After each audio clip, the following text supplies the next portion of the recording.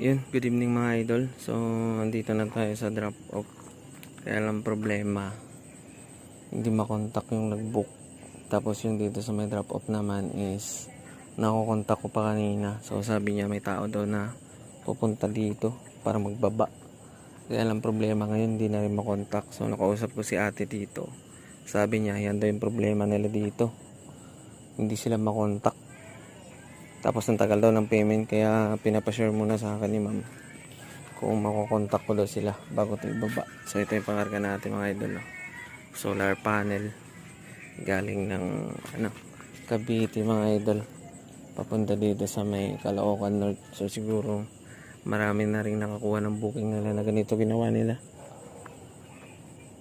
Papadrop lang nila dito, tapos magpapa-unattended sila para hindi makontak. So papahirapan pa tayo sa payment nito mga idol. So siyempre hindi naman tayo papayag na mababa na yan, hindi pa tayo nabayaran. So antay namin hanggang sa magbayad sila bago namin ibabato. So mag-a-add sila ng waiting sa amin nito mga idol. So wala naman kaming kasalanan dito, no? So sila may mali dito kasi nagpa-deliver sila, dapat alam nila yun. So update na lang tayo mamaya mga idol kung ano mangyayari dito.